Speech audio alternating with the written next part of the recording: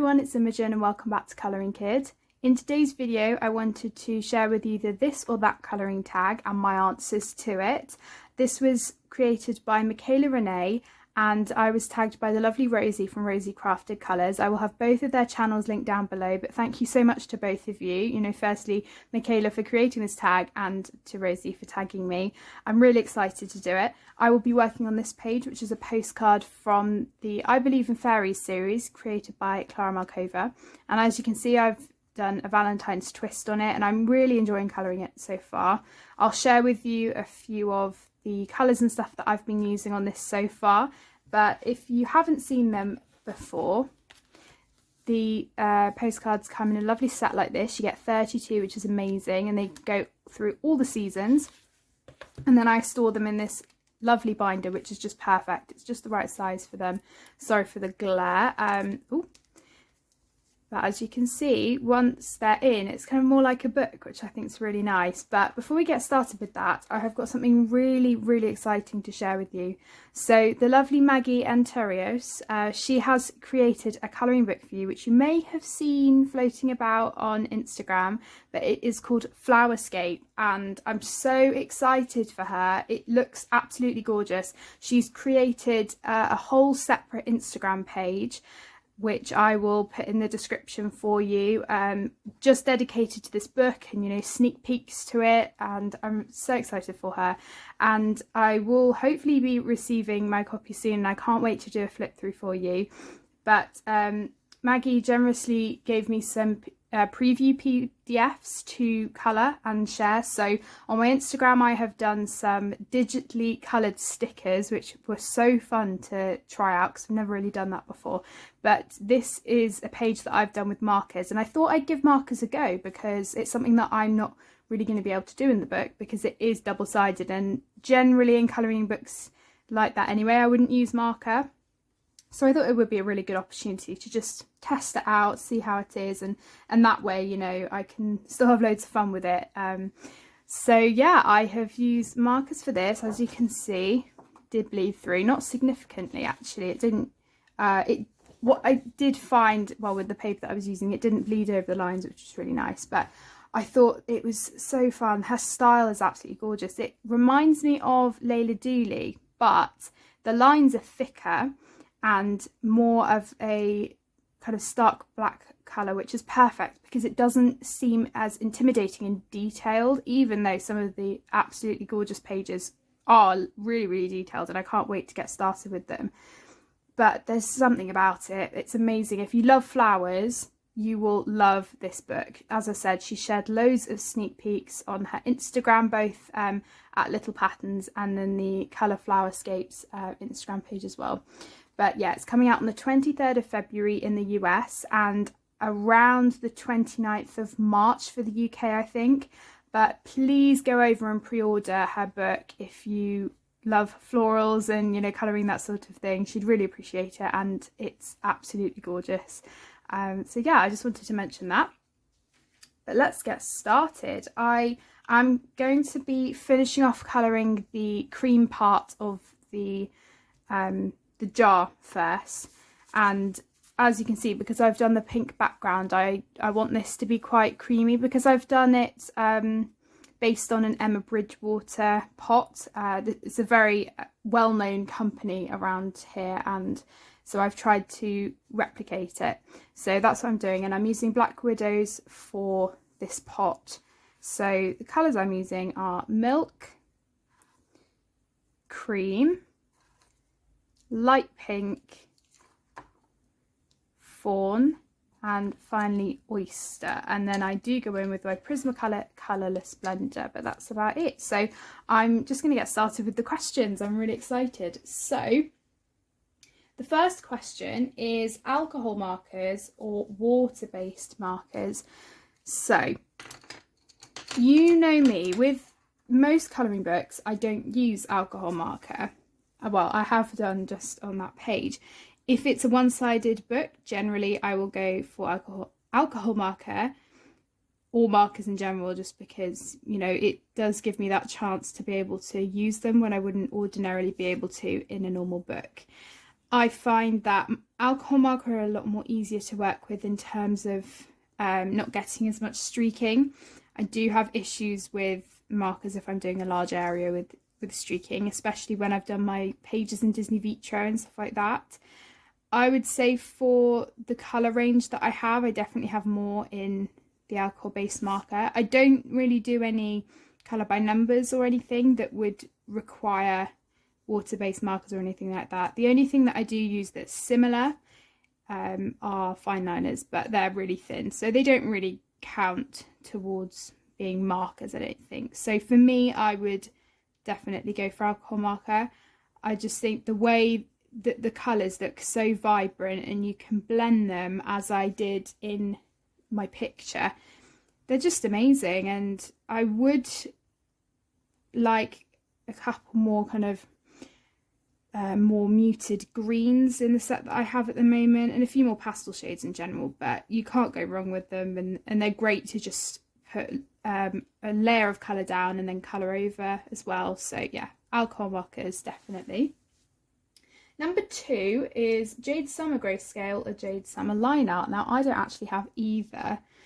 I've seen some beautiful work in them. They're not for me.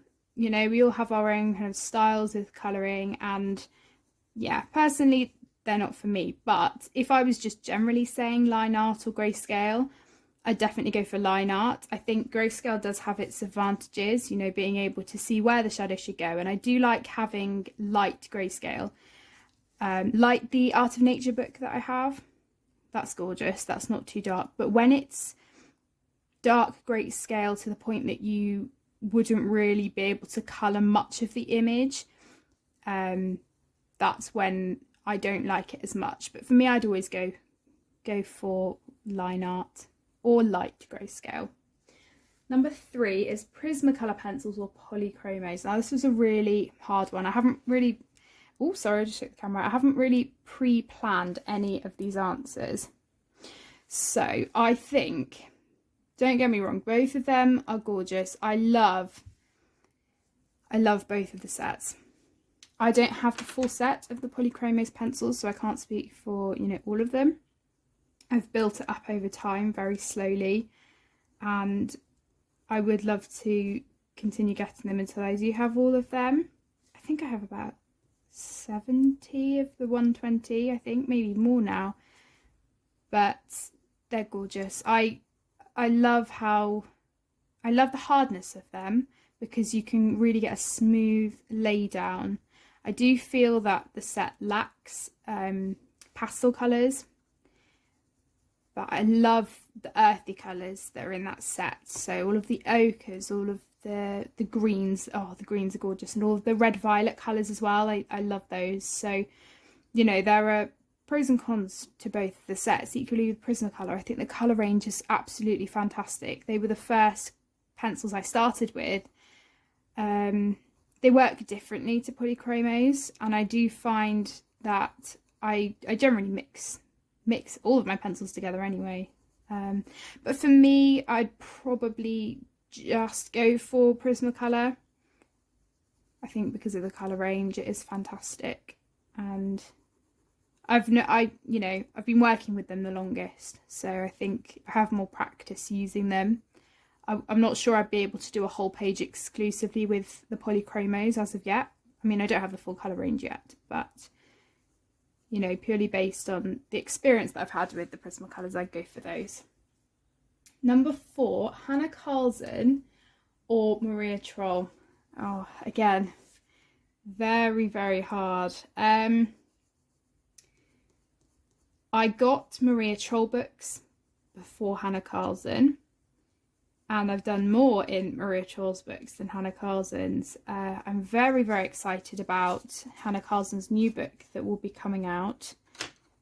That's really my style, that sort of thing. I believe it's all around forest and stuff like that. Tales of the Forest Kingdom, I think it's called. And, you know, that's right up my street. I don't have that much experience with colouring large areas of skin, which I think is the only reason why I haven't done any of those sorts of big pictures in Hannah Carlson's books yet. I think Maria Troll has done a great job of still incorporating fairies and all of that sort of stuff, but on a smaller scale. You know, you do have some of the larger images with the people, but not, you know, they're not absolutely massive. So I'll probably go for Maria Troll. Don't get me wrong, I love both of their art styles. I think they're absolutely gorgeous, but yeah, I think I'd go for Maria Troll. Number 5, colour by number or non-colour by number. Quite an easy one for me. I don't have any colour by number, so I would go for non-colour by number. The Disney colour by numbers do look gorgeous. I just haven't got any yet. I'm finding that I don't have as much time to colour as I normally would, just, you know, school and stuff. So I think for me, when I do have time to colour, I always gravitate towards the same sorts of things. So I'll probably always end up sticking to kind of what I have. And I don't have any colour by number, so I'd go for non-colour by number. 6, mandalas or patterns. Now, I don't really colour much of either. There will be instances in books where both of them come up and, you know, I colour them. Patterns, I mean, you find often that they're in a lot of backgrounds and things like that, and they do appear. I do think that patterns are still quite good because, especially like take Joanna Basford's wallpaper patterns or something, you do still have, you know, a repeating motif. So there is still that kind of, you know, you may have a flower and other things going on, then just repeated. Whereas with a mandala, I don't know, it just the fact that it is exactly the same 8 times round or more, you know, depending how many times it's had a line of symmetry. To be honest, I do like colouring both. I've got nothing against it. I don't have any specific mandala books or anything like that. I'd probably go for patterns, but I don't really object to either of them. I do like both of them, but yeah, probably patterns. Number 7, double-sided or single-sided books. Ooh, now, obviously with stuff like Clara Markova's books, you could technically say that they are double-sided because they do have the pattern on the back, which you can colour. I haven't coloured any of those, but I do need to get around to doing that. Single-sided books I don't have as many of, purely because I think, as we all know in the colouring community, lots of single-sided books tend to be on CreateSpace paper, which, as you guys know, I have got nothing against at all. You can definitely work with it, and I do have some books with CreateSpace paper which I absolutely love, and I tend to use my markers in those because they're just a really good creative relief for me. You know, sometimes when I don't want to use pencil all the time. I'd go for double-sided because I definitely have more books that are double-sided, and lots of them are hardback as well, which is lovely. Number 8, single page spreads or double page spreads. Oh, okay. I definitely am still intimidated by double page spreads. There are some gorgeous ones that really are just intimidating, and I'll probably never get around to all of them. I think that in terms of time, it's great to be able to do more single spreads than doing, you know, a few double spreads. I find, depending on what the page is, I can get bored kind of halfway through doing a spread and then kind of give up and then rush it, which I don't like doing. But I'd say single spreads because it's nice to be able to do a variety of pictures from different artists every month, for example. You know, and be able to accomplish more that way than only getting a few spreads done here and there if they're double spreads. Hope that makes sense. Number 9, Ohuhu alcohol markers or Cali Art alcohol markers. I don't have an answer for this because I don't have either. The only alcohol markers I have are the touch-free markers, which I think are the same as like the Touch New, the Touch 5, that sort of thing. So yeah, I can't give an opinion on that, unfortunately. As you heard from my previous answers, I do use alcohol marker, but I don't have loads of sets like I do, fortunately, with pencil. So, you know, once the markers that I do have run out, I'll definitely get more. It may be that I get a different set, but the ones that I got were really, really inexpensive and they work fine. So there's no reason why I would need to go and get more for the time being. So yeah, I can't answer that one. Number 10, colour by number white backgrounds or colour by number black backgrounds. Again, I haven't had any experience with either because I don't have colour by numbers. From other people's videos, I would probably go for the white backgrounds because then you can fill it in with whatever you want. And I think that what people have done with using the glitter gel pen looks really cool. Personally, for me, I think if it was always a black background, the colour palette that had been chosen may not really fit with the black, and then it may look a bit off. You know, if there were really light colours and then you've just suddenly got black in it. That's just my opinion. But yeah, for that reason, I'd probably go for the white backgrounds. But again, I don't have anything that can kind of back that up. But from looking at them, I'd go for that. Number 11, White Posca Pen or White Jelly Rolls / gel pen. The first time I got a Posca pen was way before anything else. So I did have a Posca pen for a long time. And if I'm honest with you, it didn't work the way I really intended to. I do have another White Posca now. I don't find they're as opaque as gel pens. My favourite gel pen has got to be the Arteza White Gel Pen. I do like the others as well. You know, they are good. But the Arteza one is fantastic. So generally I'd go for gel pen over Posca because they're just a lot more opaque and a lot easier to work with. But I do have both, and you know, I do like both. Number 12, morning colouring or night colouring. I do, if I can, try and colour a tiny bit in the morning every day, or at least do something colouring related, like watching a bit of a video or just looking at my books or something like that, because as I've said many times, it sets me up for a really good day, especially if I would be going into school as normal, which obviously I'm not doing at the moment. You know, it does just set me up for a good day. I do have more time to colour at night, obviously, though, because, you know, I may be watching TV with my family and you know, colour then, or maybe late afternoon or that sort of thing when I have time to. So I would say I get more chance to colour at night, but I like both. So yeah, that's my answer to that one.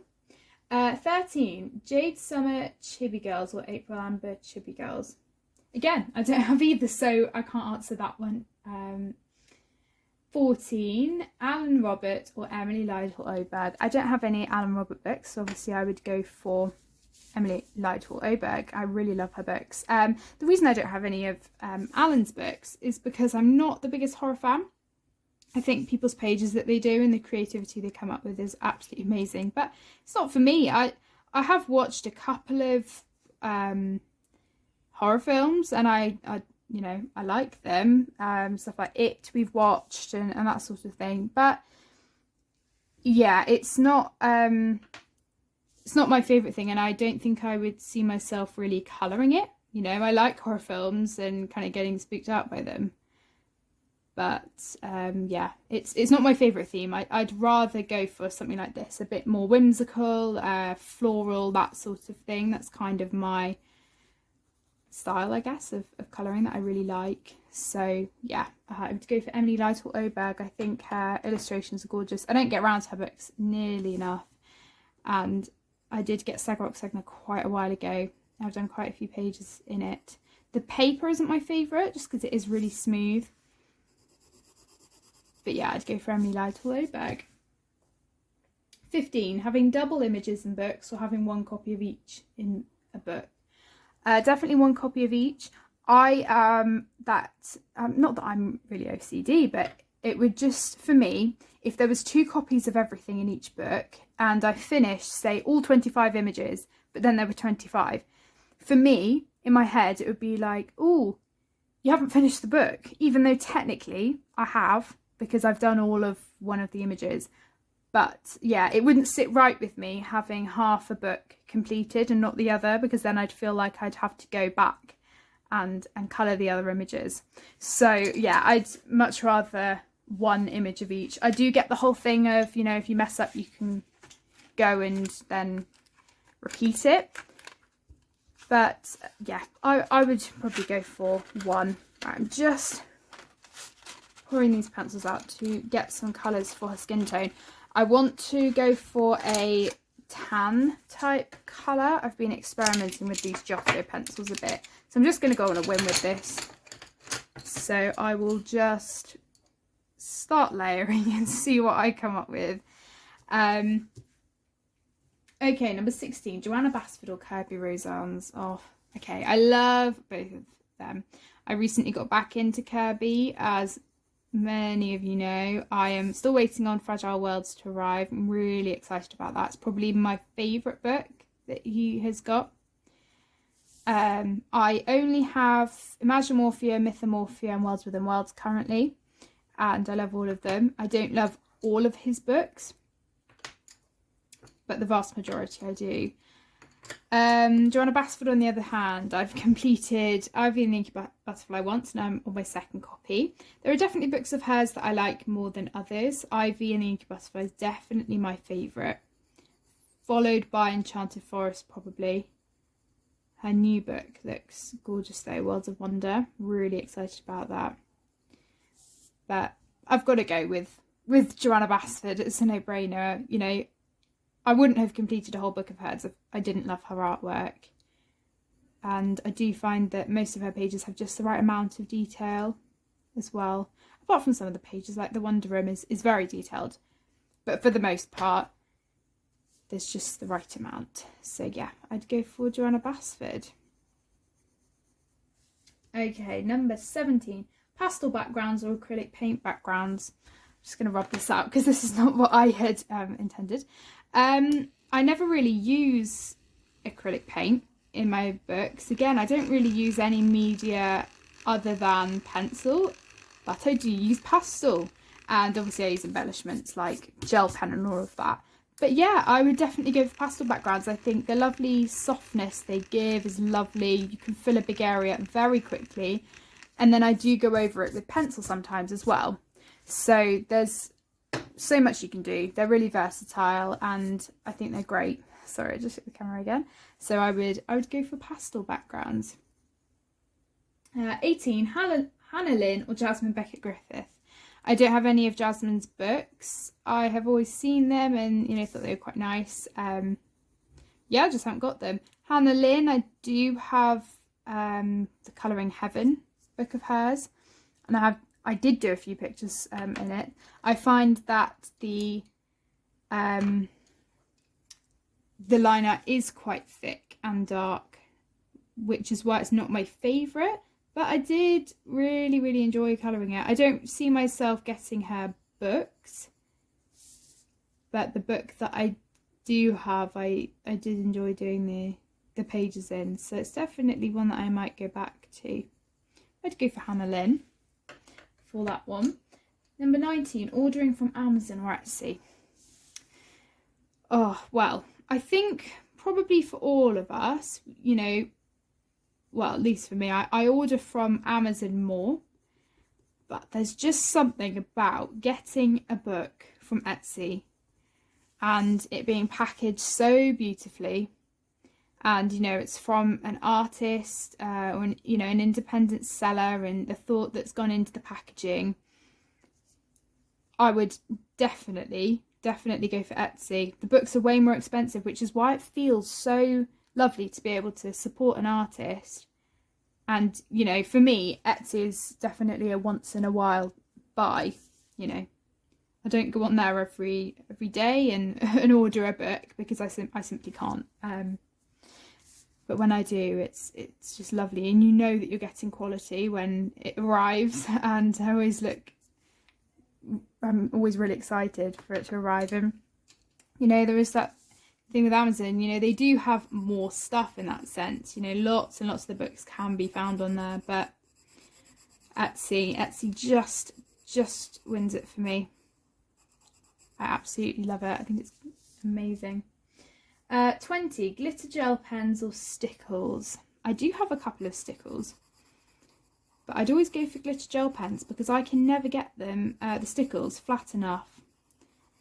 Because again, I don't really like that texture on the opposing page if I'm then colouring. It would bother me. So yeah, I would go for a gel pen. I have lots of gel pens that I really like. I have standard glitter gel pens. I have my pencil hybrid dual metallics, which I really like. Various other jelly rolls as well. So yeah, I'd go for gel pens, and also they're a lot thinner. You can get into small areas. I think they're fantastic. 21 hardback or soft cover. Now, I did mention it earlier. I would go for hardback.